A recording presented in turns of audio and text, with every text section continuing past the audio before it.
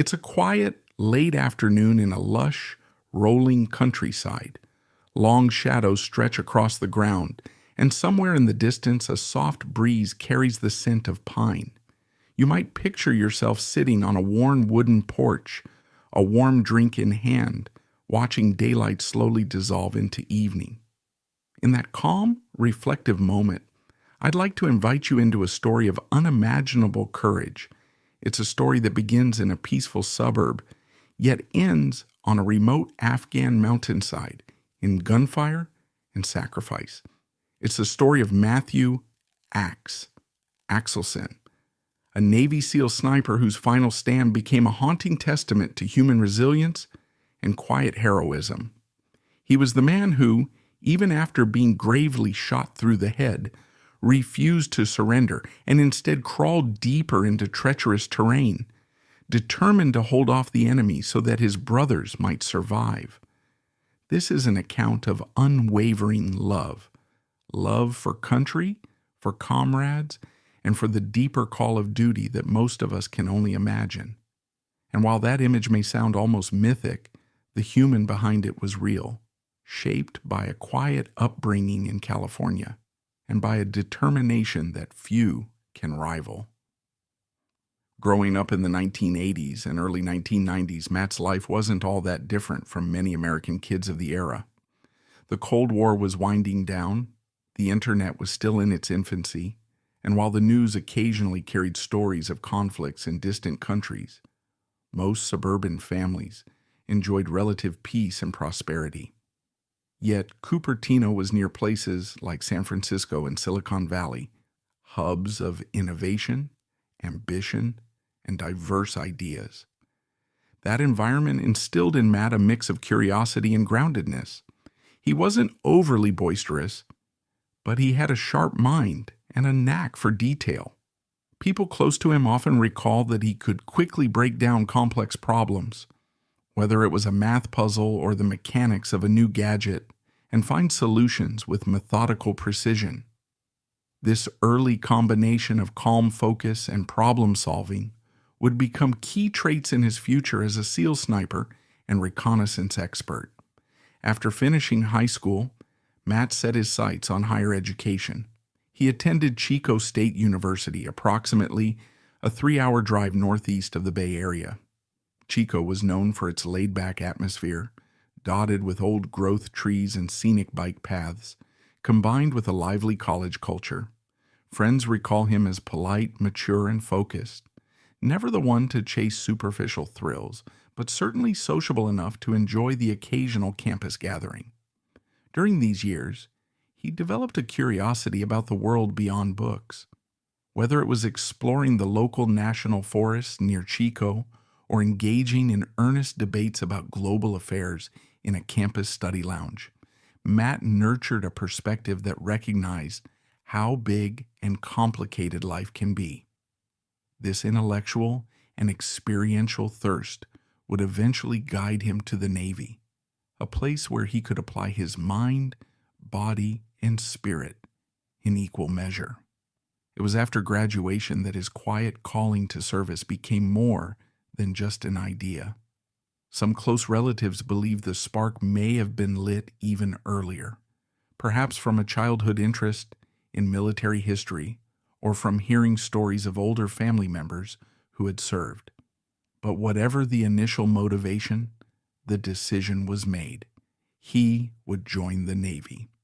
Enlisting in the military is a massive leap for anyone, but especially for someone who had just earned a college degree and could have pursued a conventional career path. Yet for Matt, the challenge of becoming a Navy SEAL, arguably one of the most demanding special operations forces in the world, was precisely the next logical step.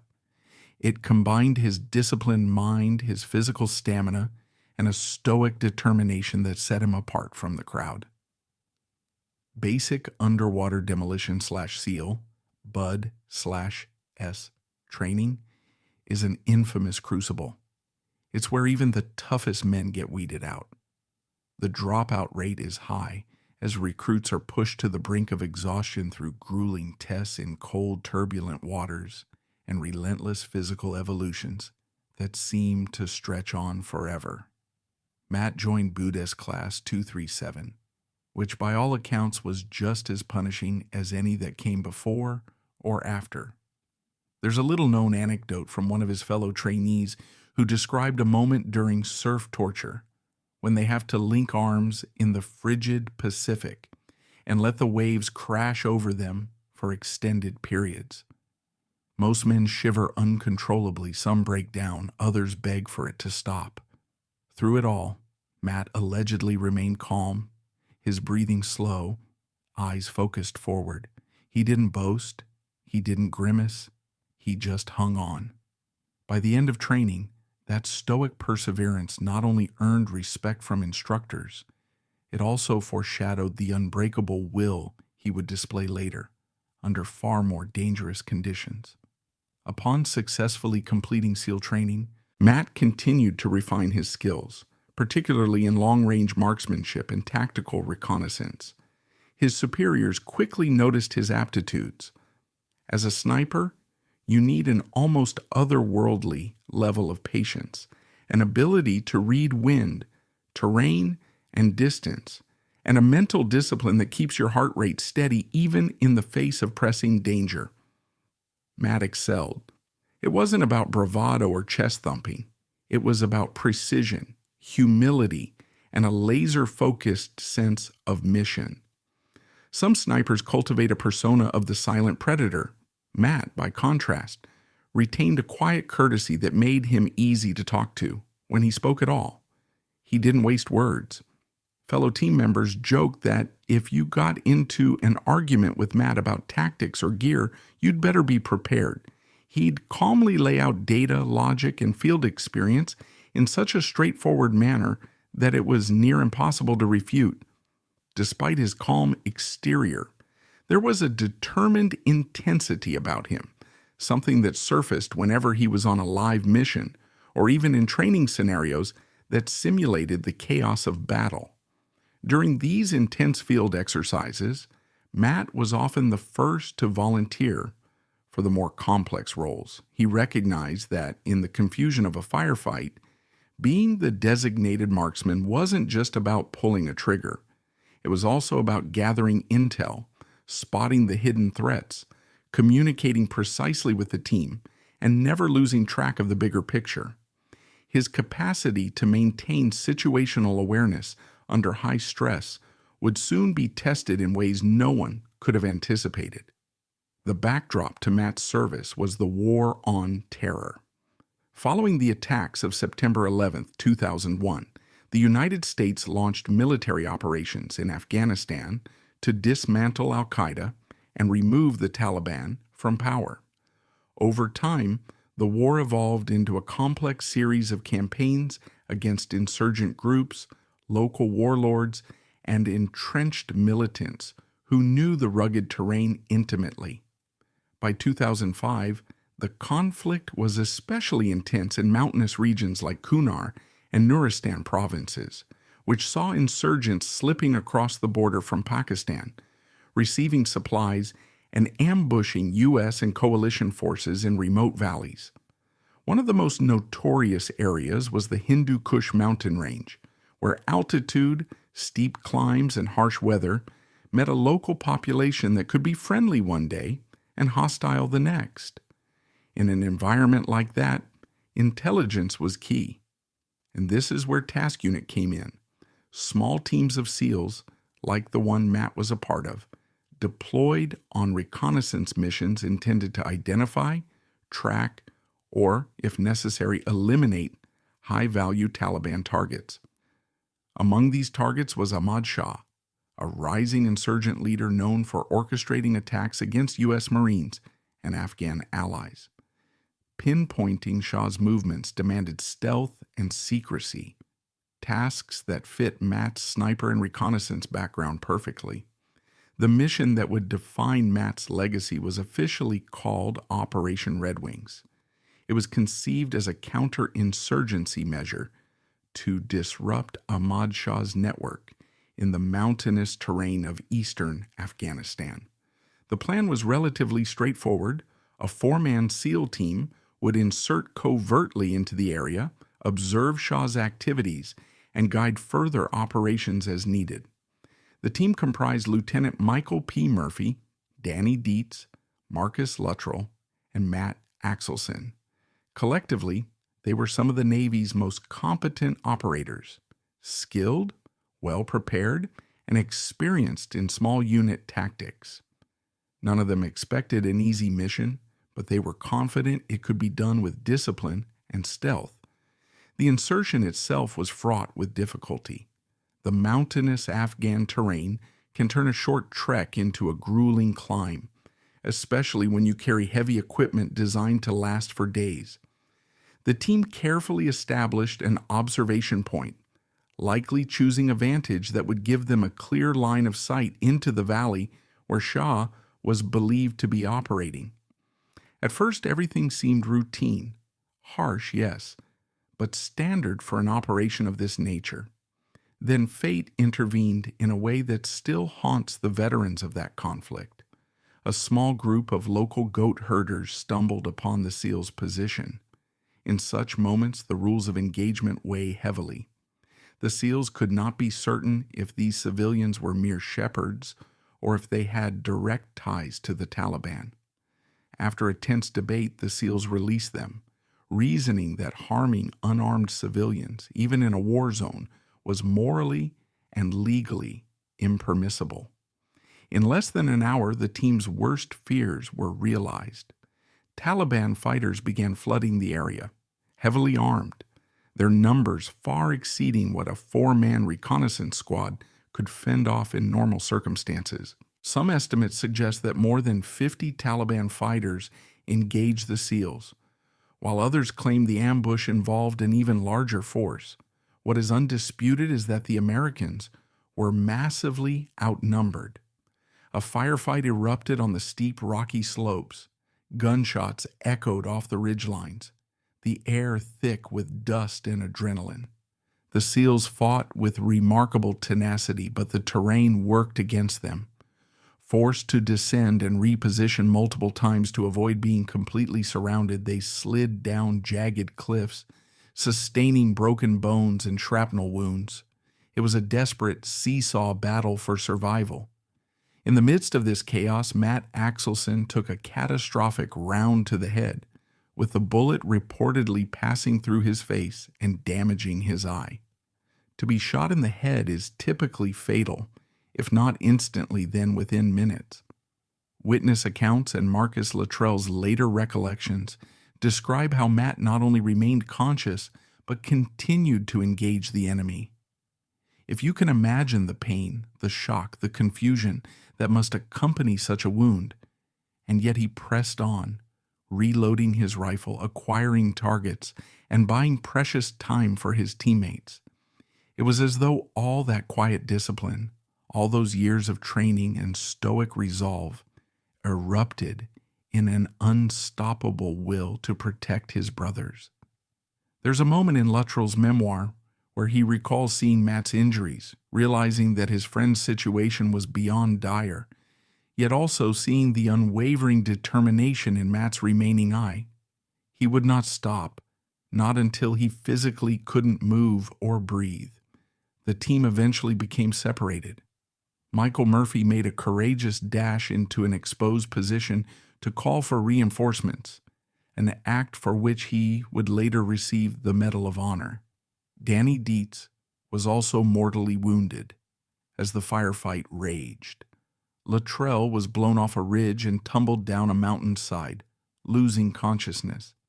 That left Matt severely wounded, effectively alone. At some point, he too descended further into the wilderness, continuing to fight, crawling over rocks despite his horrific injuries. The official records indicate that the battle lasted for a staggering length of time, around 2 to 3 hours, with intense bursts of gunfire. By the end, more Taliban fighters would converge in the area, sealing any hope that Matt could link back up with a rescue team. When he was finally found days later, he lay among the rocks and sparse Afghan scrub, still wearing his gear. His rifle was by his side, Even in those final moments, there was evidence he had continued to engage in a one-man stand against overwhelming odds. What's remarkable, too, is how Matt's loved ones talk about him. In interviews recorded after his passing, his father, Cordell, recalled how, even as a child, Matt had a very deliberate sense of fairness, of what was right. That sense of moral clarity, ironically, may have contributed to the team's choice to let the goat herders go. It also underlined his reason for joining the military in the first place: to stand up for something bigger than himself, to defend those who cannot defend themselves, and to adhere to a code of honor that transcends personal safety. His wife, Cindy, remembers him as a gentle soul who was thoughtful and generous, one who'd leave her little notes around the house and plan small surprises to brighten her day. Imagining that same man, quiet and kind in one setting, becoming the unyielding axe in a firefight, underscores the complexity of who he was. People aren't one-dimensional, and Matt exemplified the nuance of someone both tender-hearted and fiercely brave. After Operation Red Wings, the tragedy deepened when a rescue helicopter carrying additional SEALs and Army Night Stalkers was shot down by a rocket-propelled grenade, killing all 16 on board. In total, 19 American service members died in the operation, making it one of the deadliest single missions for naval special warfare since the SEALs' founding. The gravity of that loss reverberated across military communities, fueling debates about mission planning, rules of engagement, and the strategic complexities of the Afghanistan war. Critics questioned the intelligence behind sending a small team into such a dangerous area. Others pointed to the unimaginable odds the SEALs faced once they were compromised. Some argued that the rules of engagement were too restrictive, that letting the goat herders go sealed their fate. Yet supporters maintained that these were precisely the values the American military stood for: respect for civilian lives, moral decency, even in the fog of war. The debate rages on with no definitive right answer, even as each side respects the sacrifice made by Axelson, Murphy, Dietz, and the other fallen. In the years following the mission, Operation Red Wings gained widespread public attention, particularly after Marcus Luttrell published his memoir, Lone Survivor. Later, the film adaptation starring Mark Wahlberg brought the story of that ill-fated reconnaissance mission to millions more, with Ben Foster portraying Matt Axelson.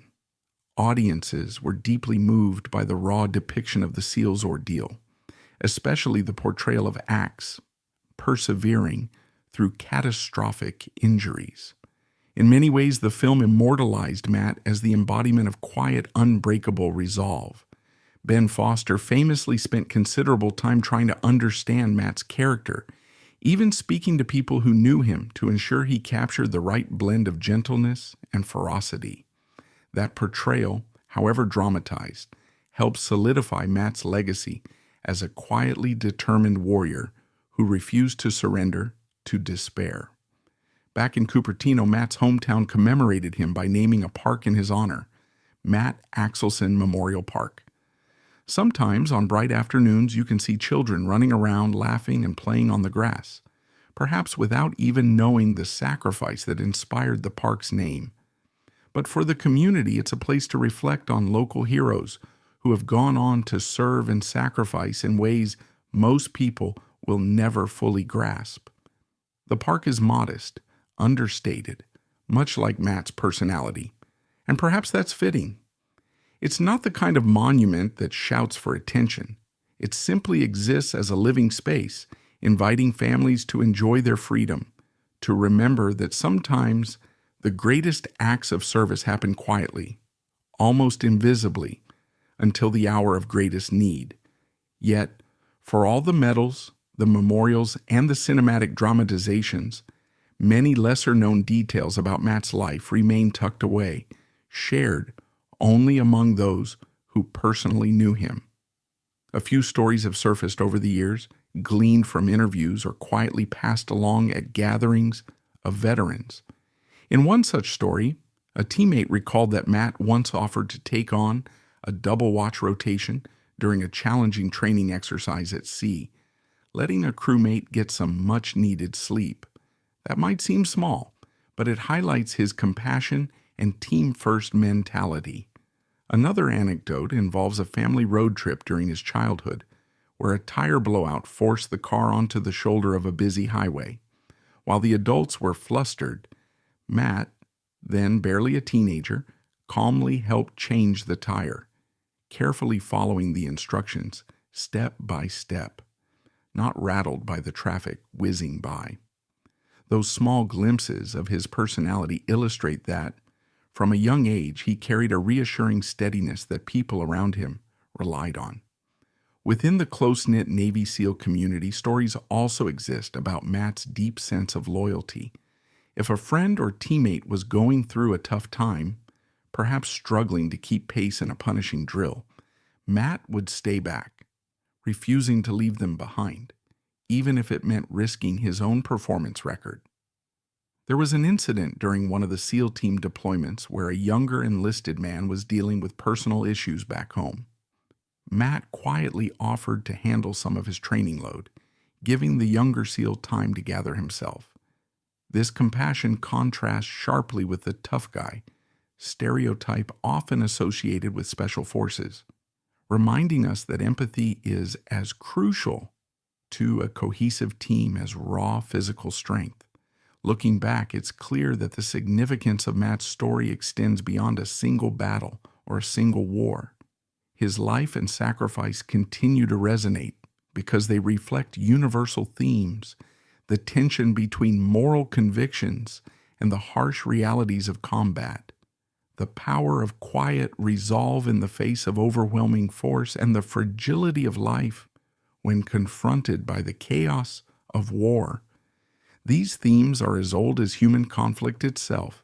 They remind us that individuals can still make choices guided by conscience, even under the most excruciating circumstances. They also remind us that service to something bigger than oneself often demands a price that cannot be measured in medals or tributes. Today, Matt's memory lives on in multiple ways. The Matthew Axelson Division of the Sea Cadets is one such living tribute, aiming to instill in younger generations the same sense of duty and integrity that defined Matt's life. Veterans groups sometimes host events or charity gatherings in his name, raising funds for wounded warriors or Gold Star families. And in the digital world, forums and message boards occasionally light up with discussions about him, sometimes from new recruits just learning his story, sometimes from old friends who want to keep his memory alive. In these small yet profound acts, his legacy weaves into our collective tapestry, continuing to inspire. To truly appreciate Matt Axelson's impact, we might reflect on what it means to give the last full measure of devotion. That phrase, made famous by Abraham Lincoln, is often cited to honor fallen service members. But in Matt's case, it feels particularly apt. He literally gave everything. Shot through the head, losing his sight in one eye, battered by unrelenting gunfire, he still crawled, still engaged, still fired.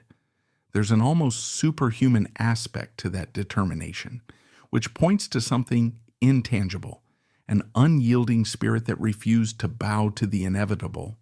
It's humbling. It calls us to question how we would act if placed in an equally dire scenario. And it forces us to confront what courage and sacrifice truly entail. It's also worth noting the emotional ripples felt by those he left behind. Families of the fallen often describe an ongoing process of healing that never really ends. Parents, spouses, siblings, they carry the weight of that sacrifice every day. For Cindy, Matt's wife, the entire experience was undoubtedly devastating. Yet she found ways to honor Matt's life, speaking at events, meeting other Gold Star families, and maintaining a sense of dignity that resonates with Matt's own quiet strength. Friends have noted that she chose to remember him not merely as a heroic figure, but as a loving husband whose laugh, gentle teasing, and thoughtful gestures once filled her everyday life. That personal dimension shouldn't be overshadowed by the spectacle of battle and posthumous honors. It's a reminder that behind every war story, there's a human story of love, loss, and the small, intimate memories that never make it into official histories. And that's all for today's video. If you like this video, hit that thumbs up. Let us know your thoughts in the comments section and subscribe so you won't miss out on future uploads.